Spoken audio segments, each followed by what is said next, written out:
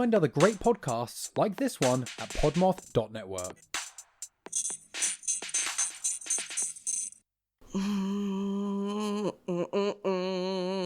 It's that time of the week. It's that time of the week. If you needed to know about the time of the week, I'll tell you that it is time for the humorous bone puns. Thought catalog never leaves you. If you wanted to know what you had to do, you should have brought it up before you recorded. Ooh, and if you want to Nice. hear a bone pun from me, just wait. It's coming. And you'll have one in 3, 2, 1. Why did the skeletons fight? They got into a brawl. They were running amok. No, I got nothing. I don't know. They were running amok? Okay. I got nothing. I was trying. Okay, take me from skeletons to muck. You can't get there rationally. I'm sorry.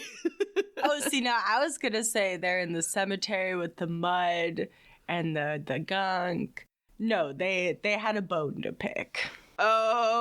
Okay. Pick it off, baby. Do you want one more? Give me one more to start us off. Okay, you'll like this one.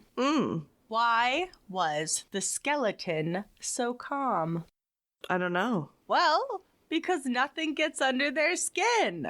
Because they don't have any skin. Thank you, Thought Catalog. The gift that keeps on giving for the rest of my goddamn life as a podcaster. In olden days, a glimpse of femur was only for morbid dreamers, but you're not alone. Bring anything bones. 2 goofy gals with deathly interest go on a skeleton inquest in your headphones. Anything bones. Hello and welcome to Anything Bones. I'm Sophie, Caverns and Vertical Staircases Schwartz. Intriguing. I am Katelyn, Dan the Man Hart. And this is the podcast where we talk about bones and bone-related topics of all varieties. Criminal, spookified, old, archaeology, new, yeah, anything at all, really. Human, animal, no vegetable. Vegetable don't have bones.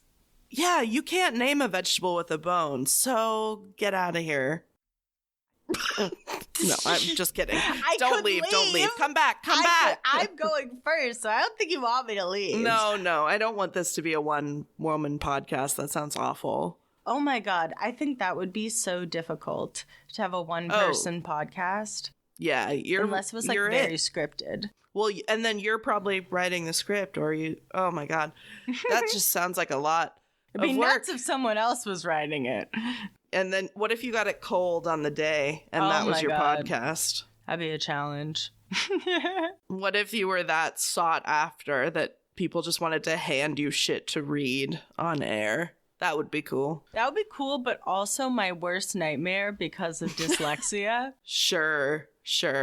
Did you feel that way about like auditions where you would get aside like at the moment of the callback or whatever? Absolutely. I hated cold reading. It was my least favorite thing about theater. Yeah. Because invariably, I can't even think of a time that this didn't happen. I would definitely read a word wrong, and it wouldn't even be like complicated words. I'm trying to think. I just remember one time at UPS, I can't remember what the word is, but I was in a callback and I said a word that very weird. I think I said like tower, but I said like, I will see you in the tower. And then someone after me said it the same as me. And I was like, thank you for the solidarity.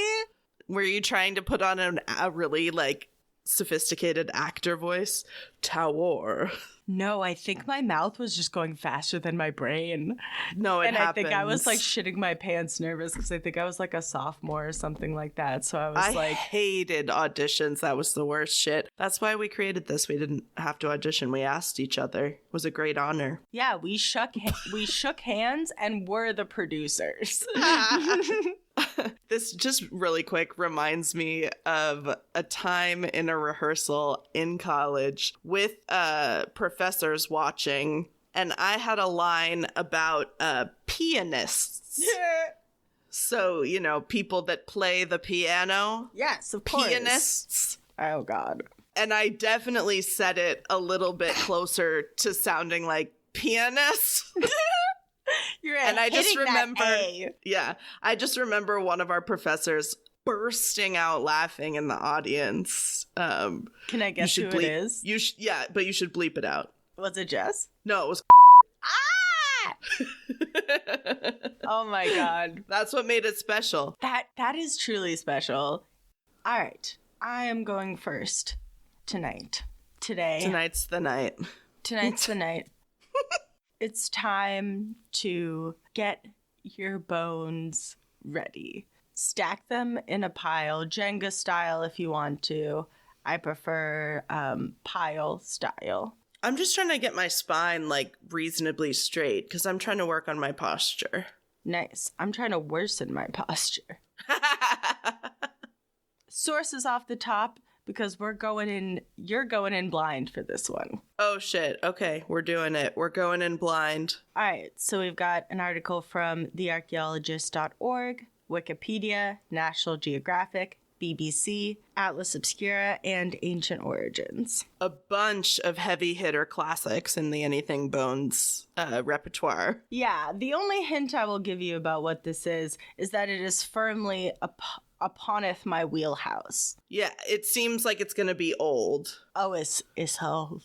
The first word was archaeology, and I was like, phew, my story is more current than whatever Sophie's gonna tell. Because, you know, at the last second, it's like, what if we chose the same topic? We're going in completely blind, which we don't normally do. That's true, but you and I often go in wildly different directions these days. Yeah, proceed, yes. I take you to Turkey, 1963. Oh, okay. Local guy is doing a bit of construction upon his house, and he has a little flock of chickens, and every now and again, these chickens go missing. And recently for him, these chickens have been going missing more and more often. And he's like, where the fuck are these chickens going? And finally, you know, after, I don't know how many chickens he lost to this problem, but I would say 5 chickens, and I'm definitely looking into this. So he goes down to his basement.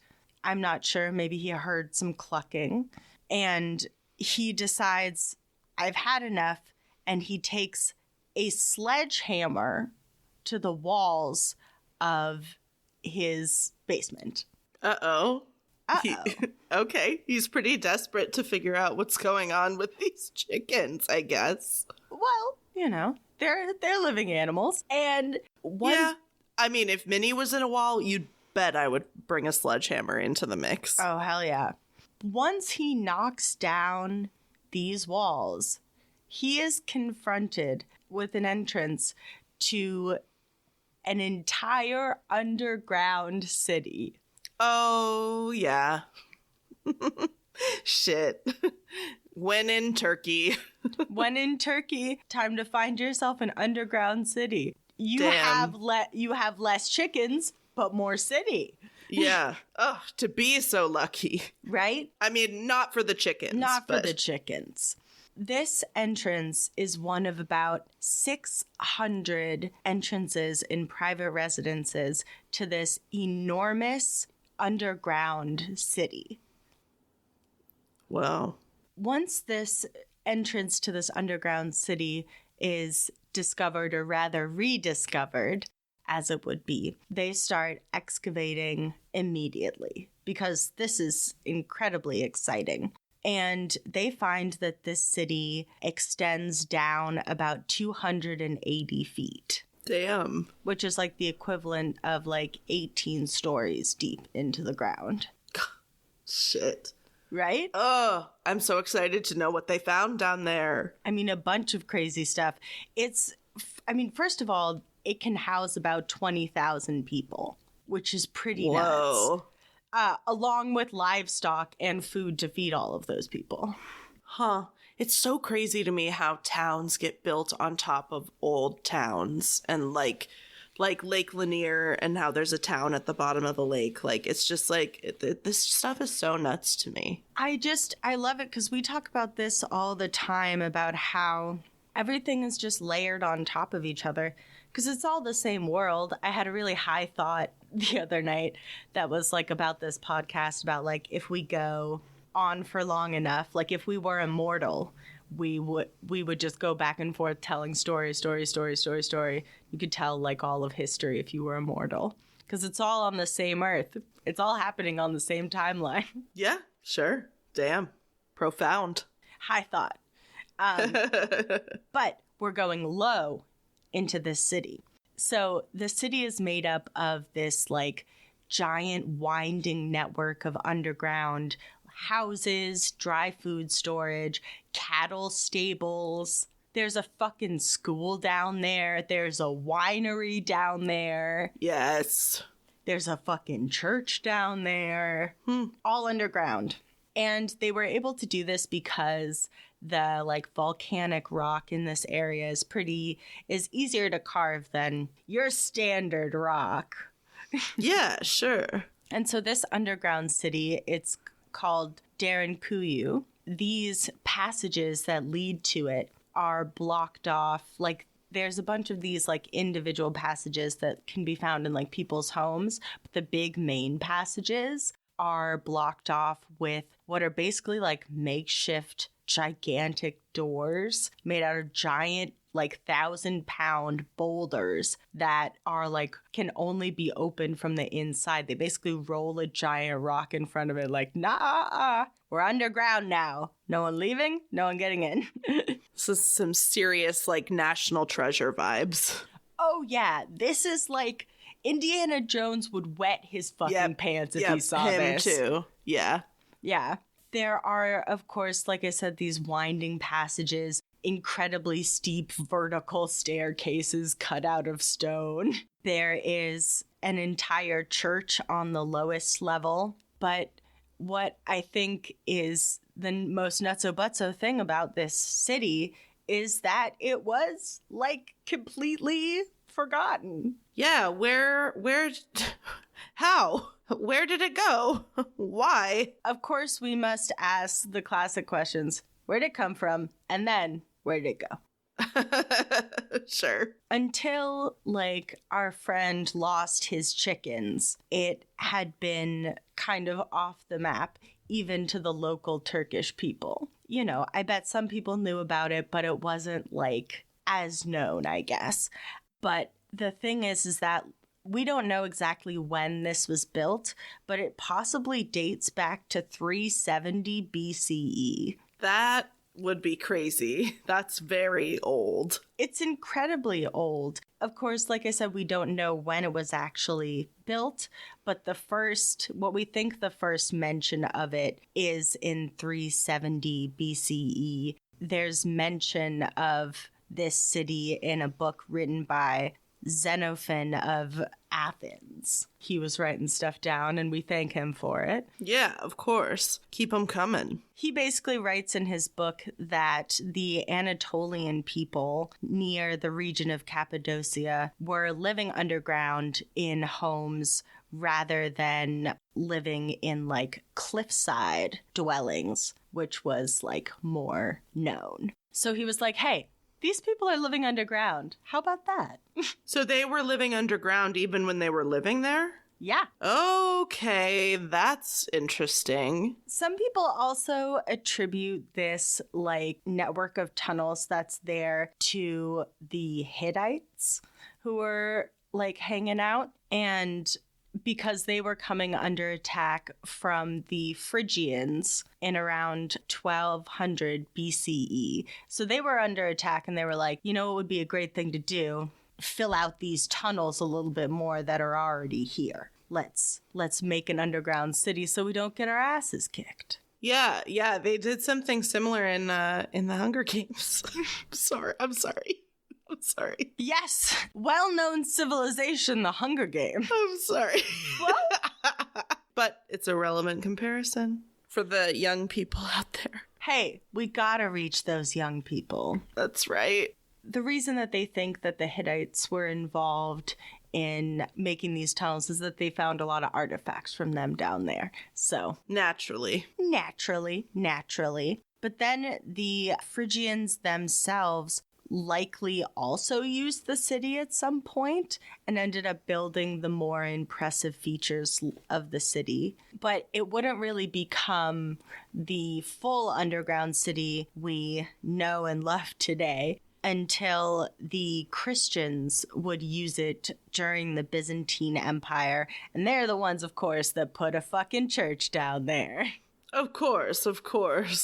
Why wouldn't they? So the Christians were fleeing persecution during the Byzantine Empire, and they were the ones that expanded the city to its kind of final form in which it can be found today. Of course, there are other fun hypotheses about how it could have been created with varying degrees of legitimacy. There is a hypothesis about that this underground city was created during something that is called the Younger Dryas event, which was about 14,500 years ago.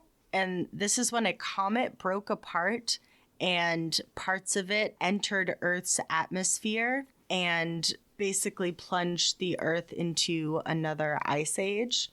And so I think what they're saying here is that either people retreated down there and made the tunnels, or it was created through some sort of impact, which would be nuts. Yeah. What? Yeah, because I'm like, did the comet crash into the Earth and then they were like, oh, we can make an underground structure? Or was there an underground structure that a comet crashed into? That's what I'm confused about. It's a chicken egg comet situation. Fucking history, man. All these unanswered questions. And of course, with anything like this, a great wonder of the world built by ancient people whose, technologies we don't yet quite understand. Many people hypothesize it was built by aliens. I don't believe that. I more believe the people who were like, I'd rather not get killed in war. Yeah, that makes more sense. You want to hide under the ground, but be comfortable. I get it. I mean, interesting phrasing, because life down there was probably anything but comfortable. Oh, yeah. I guess, it'd be worse than living in a basement. One of the articles was an account of someone visiting this underground city because you can absolutely go. Oh, man. And they said that the guide was like, yeah, it would really suck to live down there because, quote, residents relieved themselves in sealed clay jars, lived by torchlight, and disposed of dead bodies in designated areas. Fuck, no. Never mind. That sounds awful. The smells, the sounds, it's all not good. The smells, the sounds, I think you'd mostly be okay on your, little level. Because, at the top level was where they kept, the livestock. So that, all the, gas and stuff and shit, literal shit, that they produced wouldn't, poison the city. Sure. They had a extremely complicated, ventilation system that involved, shafts that were that would go down through the city and could be opened and closed by people on the different levels depending on what their needs were. The place was incredibly sophisticated for being a stone city underground. Yeah, it doesn't sound real, but it is. It absolutely is. And one of my favorite things is that there was a full-ass fucking, like, wine production stuff down there. So There's always wine production. There's always wine production anywhere you go. But it just really speaks to the fact that they're like, yeah, we're going to be down here a while. We're going to need wine, and we'll have time to make wine. Wine takes a long time to make. That's careful planning. So this underground city was used off and on by different groups of persecuted people until about 1923, when it was used, recorded to have been used kind of for the last time consistently by Christians who were being persecuted by the Turkish government. And then it was rediscovered in the 1960s. And then it was made an UNESCO heritage site in 1985. But you can go down there now? Oh, hell yeah, you can. In 1969, the site was opened up for visitors, and about half of the city is accessible now. Very cool. Besides being, this incredibly advanced city that helped protect generations of people, it is the largest, but it is not the only underground city in Turkey. Oh, damn. Isn't that nuts? What? Yeah. Gee, come on. Like, what? How did they do all of this? There was one found in 2015 that might even rival this one in size. Damn. They had people to fear and tunnels to dig. Yeah. Yeah, but there are tombs down there as well. I specifically tried to look into the tombs, but there's not as much information about that. But it seems to, but one of the articles seems to imply that they had like a room for dead bodies. I mean, that would tell you a lot about what was going on in the time period and stuff, I would think. But I don't know. Maybe they just haven't completed the testing. If they found it in 2015. Yeah, I mean, they found that the most recent one was in 2015, but they found this bad boy in the 60s. I want answers, guys. Come on. Where did the dead people go? What's going on? You gotta let me know. Real or fake? Real or fake? Real or fake? Let me send you some pictures just real quick. Oh, I would love to get a visual on this. These are some pictures of kind of what the inside looks like. One is of kind of like some interior rooms, and the other one is of that like boulder door that I was talking about. It really looks like the Goonies / Indiana Jones in these pictures. Oh, these creepy old stairs and like little cubby holes. Oh my god, it's so creepy. But so it's cool. Amazing. How did they do this? I mean, time. I mean, they were motivated. And, I think if there's one thing that we've learned from this show is that, like, people's will to survive is incredibly strong. And people's faith in an idea is incredibly strong. For sure. Yeah. Damn. I guess if you want something bad enough, you can burrow down underneath your house or apartment and make the little basement of your dreams. Hey, you gotta dig down deep, as they say. Aw, you do. No. None of that surface level shit. No. Well, that was my story. Thank you for sharing about Turkey's underground cities. I didn't know that they existed. They're fascinating, and I'd love to revisit and maybe in-person visit them. Yeah, I'm ready to go to Turkey. Bitch, you say the word. All right. I got the connect.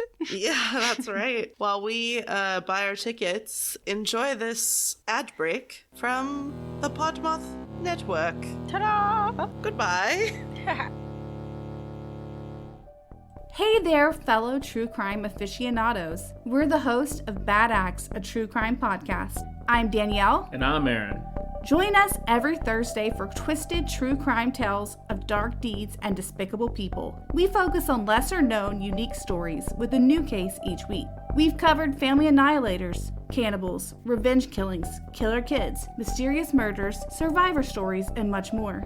We've even tackled stories of people who blamed zombies, vampires, ghosts, and voodoo for their bad acts. Of course, we know they're the only ones to blame. You can find us everywhere you get your podcast, or you can visit our website at badaxepod.com.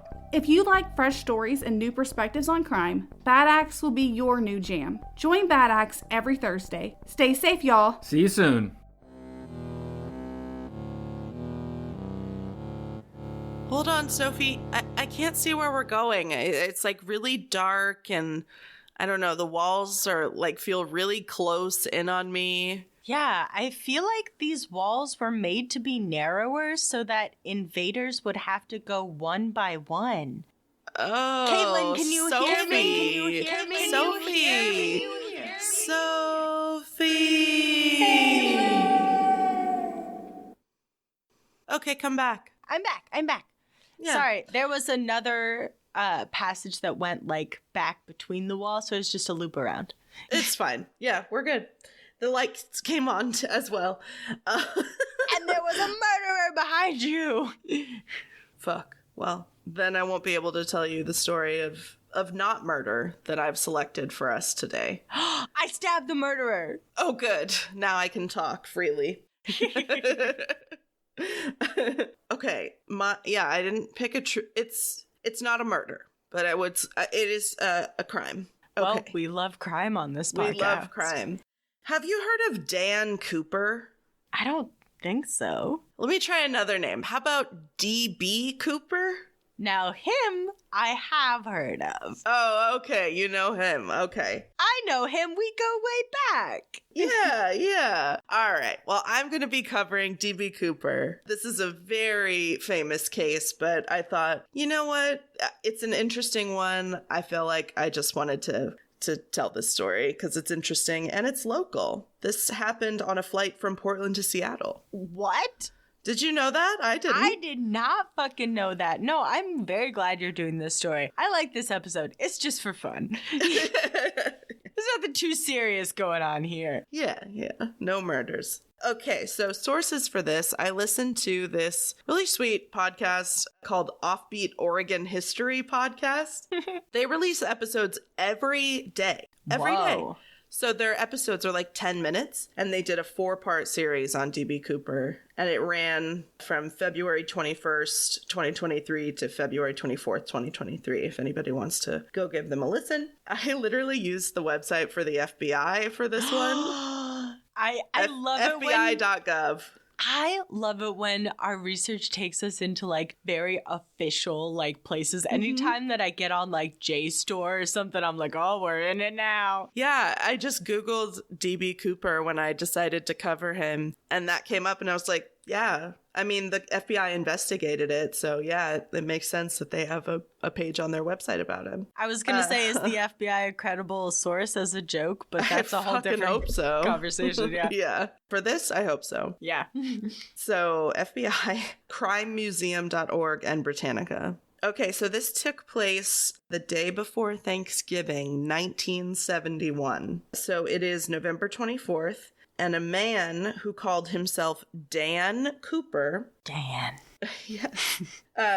Went into the Portland International Airport, which is lovely, by the way. And he got a one-way ticket to the Seattle-Tacoma Airport, or as we know it, SeaTac. Oh, I mean, it's hard to say what is the butthole of America, but it could be SeaTac. It's a town, but not. It's like named after the airport. It's strange. That's how you know it's a real like liminal space. So Mr. Cooper got this ticket for $20. What? Yep, and he paid in cash. Of course he did. Because you could just walk into the airport and say, I want a ticket. Give them cash, and they say, what's your name? And you say, Dan Cooper, and they write it down and believe you. That's how it was. 1971, baby. 1971, and when they get on the plane, they tell you how many Dan Coopers are on the plane, and then you take off, and everyone's smoking a cigarette, and everyone's dressed nicely. Yeah, everybody is dressed to the nines for the airplane. Yeah, and the stewardesses had full license to kill you. this plane is pretty small. It only had 36 passengers on board. Shit. Or, it was probably one of those smaller planes. I'm just guessing. I don't know. I guess it could be a big plane with only 36 people on it. I don't know. I was on an empty-ass flight recently, and it was weird. They kept telling everyone not to move their seats because it would affect how the airplane flies. That's right. And I'm like, if I scoot over one seat to the, left or right, is it really going to fuck the whole plane? And I was like, but what if everyone did that? So, come on. Yeah, come on. So, 36 passengers, and then there was a pilot, Captain William Scott, First Officer Bob Radizak, I don't know if I'm saying that right, Flight Engineer H.E. Anderson, and then 2 flight attendants, Tina Mucklow and Florence Schaffner. So, Dan appeared to be American, by his accent. He was middle-aged. He was a white guy. He was wearing a dark suit and a tie, and he didn't draw a lot of attention to himself at the airport. He was, blended in with the crowd. I would bet. He did get a bourbon and soda while he was waiting for the flight to take off. Nice. He got some airport juice, as we call it. Yeah, we love it. Lawless at the airport. Lawless at the airport. Doesn't matter what time. So shortly after takeoff, Dan gives Florence, one of the flight attendants, a note. And apparently, unfortunately, this is common practice at this time with flight attendants because dudes would slip them their numbers or proposition them. So she just thought it was that. She put it in her pocket and was this is why whatever. They were allowed to kill people. And then he's like, no, I think you really want to read that. She's like, she looks him up now and she's like, maybe not. I don't know. He's got a suit on. No, I'm just kidding. No way in hell. If you're propositioned via note on a flight by a stranger, while you're at say work? no. While say you're no. at work. Mm-hmm. It's weird and bad. But I'm guessing that was not what the note said. Basically, it said, I have a bomb and you need to sit down next to me. Something like that. Oh, God. So she sits down next to him and he shows her, in his suitcase, he has what looks like a bomb. There's, wires and it looks like, Yeah. It looks like a bomb. And to be honest, it's the 70s. I don't know what people thought bombs looked like. I don't know how sophisticated that looked. To be honest, if you opened up a bomb in front of me right now, or if you opened up a thing and was like, this is a bomb, and it was a bunch of wires and shit, I'm not sure I could confidently say whether or not it was a real bomb. Right. They're mid-flight, too. They're in the middle of the sky. What are you going to do? I don't know. You're a flight attendant, and you thought this guy was just going to be a sleaze. Yeah. But he's a terrorist. Yeah, exactly. He's hijacking the plane. Sir, do not hijack this plane right now. He did. So he makes her write a new note to the captain because I guess he didn't want his handwriting to be noticed or something. Who knows? He misspelled something. It was very embarrassing. Oh, yeah, could be. A lot of this is very mysterious and every source tells it just slightly differently. The story's the same, but the details all differ wherever you look. I mean, this has definitely made it into urban legend territory in some regards. Completely, yeah. So the new note basically is his demands. He wants, when they arrive at SeaTac Airport, he wants them to have 4 parachutes and $200,000 in $20 bills, ready for him to go. Fuck. And then he's like, if you don't give me what I want, I'm going to blow up the plane, obviously. And so, the police, the FBI are called, and everybody's like, we have to comply with what he wants. The airline is like, yeah, we have to comply with what he wants. Yeah. The only thing is, it takes a little bit of time to get, money and parachutes and stuff the day before Thanksgiving, P.S. Just keep that in mind. I think the timing was maybe spot on because... Yeah, it had to be planned. Everybody was off for a long weekend, holiday, everything's closed. I don't know, it was pretty good timing for what he was about to do. So... The problem is, like I said, this kind of shit takes time to get all these things. And the flight from Portland to Seattle is 30 minutes. Yeah, it is not it is a very quick flight. It's extremely quick. I have done it before and you barely have time to finish your water or vodka or whatever you have. And what then it's okay. Oh, bourbon and soda. And then you're okay, time to touch down. So anyway, he says, to the flight attendant to tell the pilot that we're gonna fly around in the air, basically, and we're not going to land until they tell me that they're ready to go with the 4 parachutes and the $200,000. So the pilot is like, okay, everybody, because nobody knows what's going on at this point. Like, passengers are like, they don't know what's going on. He's like, okay, everybody, like, there's some kind of, like, mechanical problem. We just need to, like, circle the airport for a while. And everyone's like, okay. That would not be good. I would be freaking out if I heard that, but okay. No, yeah. So around 5:30, the, like, police and FBI people, airport people on the ground have the money, they have the parachutes, and they radio to the Captain Scott, and they're like, okay, we're ready for you guys. So they land the plane and taxi to like a remote but also well-lit area of the airport. And then an airline employee drives like a vehicle closer to the plane, and then the airport employee hands one of the flight attendants the parachutes and then the money, because D.B Cooper is like, okay, you can lower the staircase to like get my shit. So once he has the 4 parachutes and the money, he actually lets all the passengers go. That's nice of him. Yeah. Thanks, guy.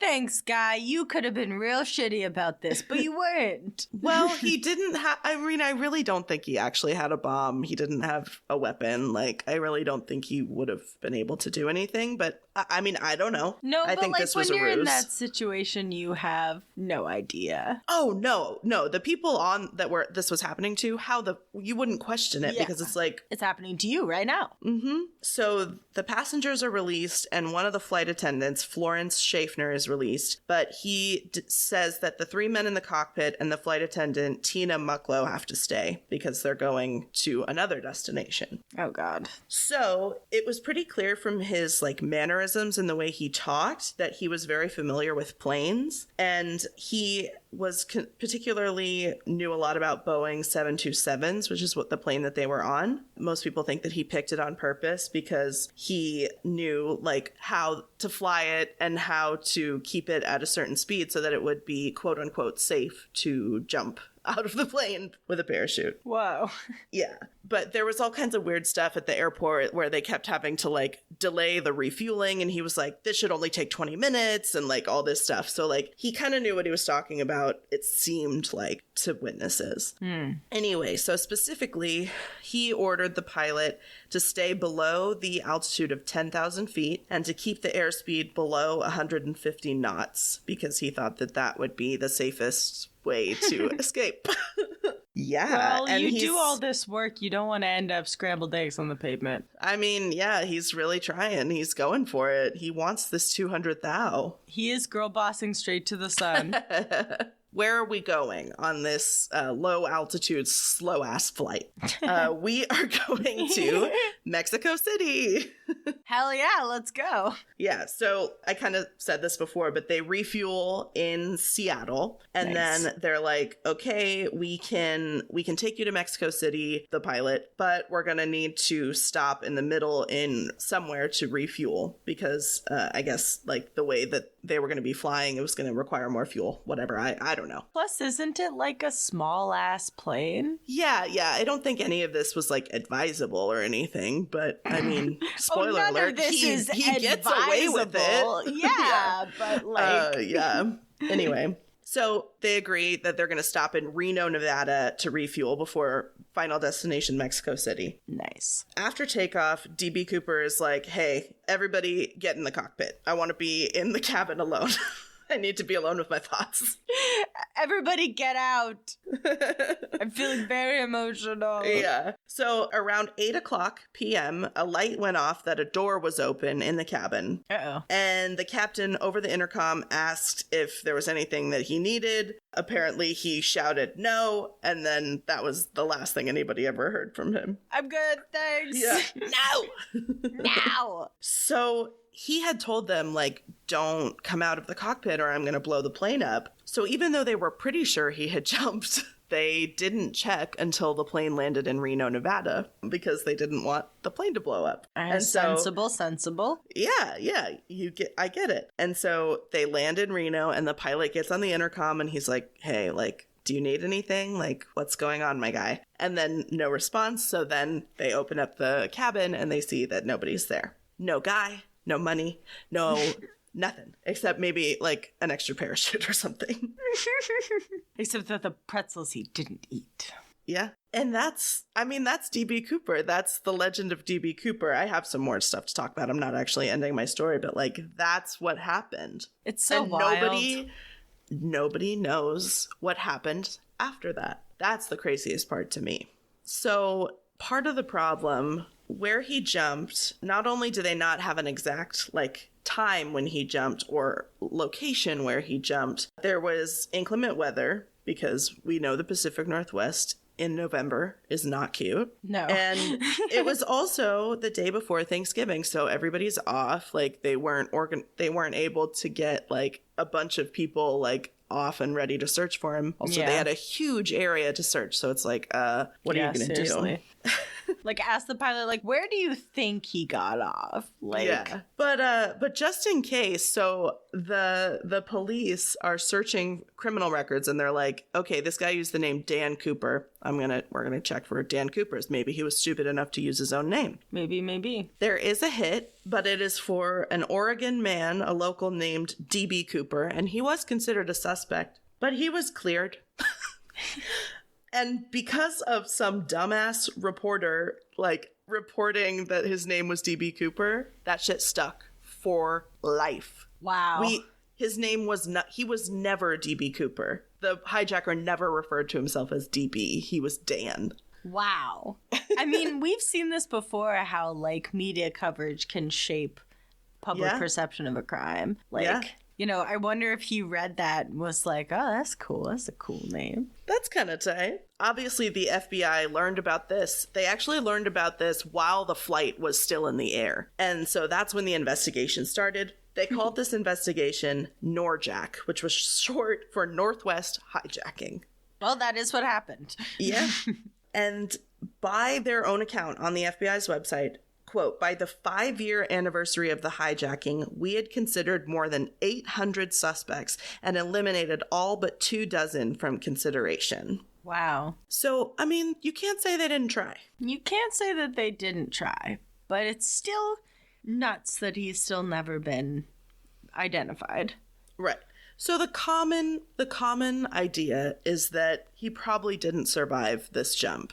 He was not wearing, as far as anybody could tell, he was not wearing anything that looked like he could jump into the wilderness in the dead of night. It was nighttime, by the way. I mean, shit. And he was just jumping into the night. Wow. So people suspect that he did not survive. And this theory was what could be possible, particularly because in 1980, so almost 9 years later, a little boy found a pack of like $20 bills, $5,800, and it was like in the Columbia River somewhere, and it matched some of the serial numbers from the D.B. Cooper case. Wow. That's wild. Yeah, just part of the money was floating around. And this kid took it to the FBI. He did not keep it for himself. How incredible. Oh, that's a good kid. Yeah. I don't know if I would. No, I would. I mean, the economy's pretty tough right now. Yeah. And like I said, over the years, they've tried to investigate, but it's really hard because there have been a lot of people that have come out of the woodwork and be like, I think D.B. Cooper is this person. It's my uncle. It's my cousin. Or some people have confessed that they themselves are D.B. Cooper, but nothing ever pans out. To the point that in July 2016, the FBI officially said, we are not going to be allocating any active resources to the D.B. Cooper investigation. Fuck, what if you're in, like, FBI school? What is it called? The Academy? Quantico? Quantico, yeah. You're in Quantico. You've trained your entire life to solve the D.B. Cooper case. You're like a semester away from graduating, and they're like, you know what? We're calling on this one. Yeah. It's like, God damn it! My dreams have been dashed. My dreams! I will say, though, I'll end on this quote from the FBI's website. Quote, although the FBI will no longer actively investigate this case, should specific physical evidence emerge related specifically to the parachutes or the money taken by the hijacker, individuals with those materials are asked to contact their local FBI field office. So they're not done. They're like, we're not putting anyone on it, but if you have anything, we will immediately continue. Exactly. Do not hesitate to give us a reason to keep doing this. Yeah. So, okay, I have a theory, and it's probably not true. I don't know. I feel like if he had died and been undiscovered completely, somebody would have found the parachute. Somebody would have found some evidence. Even if it wasn't bones, they would have found something. So I feel like somebody did find him, dead or alive, and take the money and bury it all. Ooh, Katelyn, that's really smart. I mean, that's just a theory. Because, what would have... I mean, I don't know. The space between Seattle and Reno is an incredibly wild zone. It is. However you fly over that, you're going through some wild countries. So it was definitely in Southwest Washington, though. They knew that. Okay. It was definitely Southwest Washington. That's still pretty vague. A rough and tumble place, yeah. Yeah, I'm with you on the fact that they never found the parachute because it's a big white piece of cloth. Like, would be super visible, like, in the wilderness, I feel like. But I also want, in my heart of hearts, I want to believe that he survived.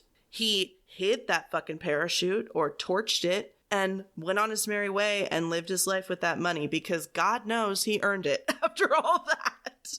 Jesus, yeah. Well, I'm glad that, like... I mean, other than him potentially, no one was, like, injured. I'm kidding. I'm obviously kidding. Yeah. We can have laugh, ha-has times because, like, nobody was hurt. But, like, nobody condones plane jacking on this podcast. Of course not. But, like, God, what a way. Like, and I guess he could potentially be alive now. I mean, anything's possible. He'd be pretty old probably, but because he appeared to be middle-aged at the time of this. Okay, so maybe not, but like, you never know. I mean, he could be so old. But I feel like the first time I was introduced to D.B Cooper, like as a story. Did you ever see that movie? It's so wonderfully stupid.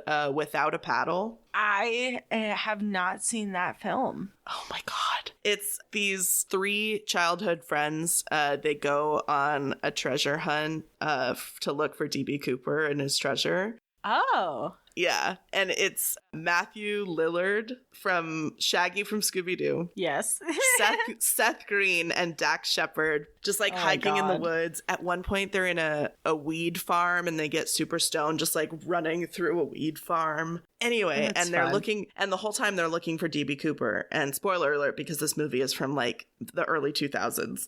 They find him, they find his bones, and they find his friend who was looking for him this whole time. Aw. Yeah, so I was like, oh, that's a fun story. And then I was like, oh, I found out that's real? Like, oh shit, okay. So, yeah. Any Without a Paddle fans out there, hit me up, because it still slaps. I feel like I heard about D.B Cooper in passing, but I didn't really know the story until I watched the really great Drunk History episode on it. Oh, nice.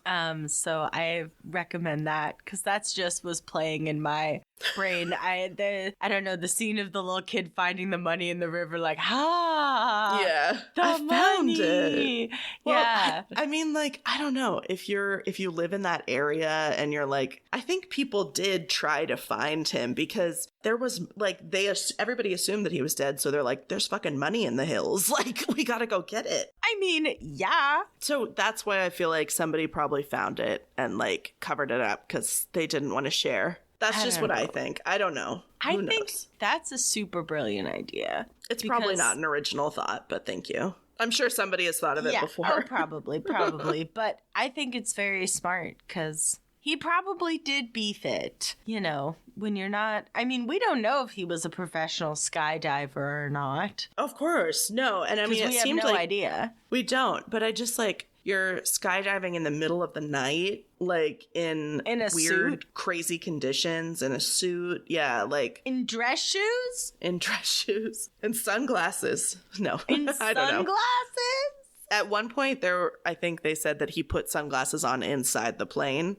But like, what if he was that's wearing like them the as he image. jumped? Oh my god.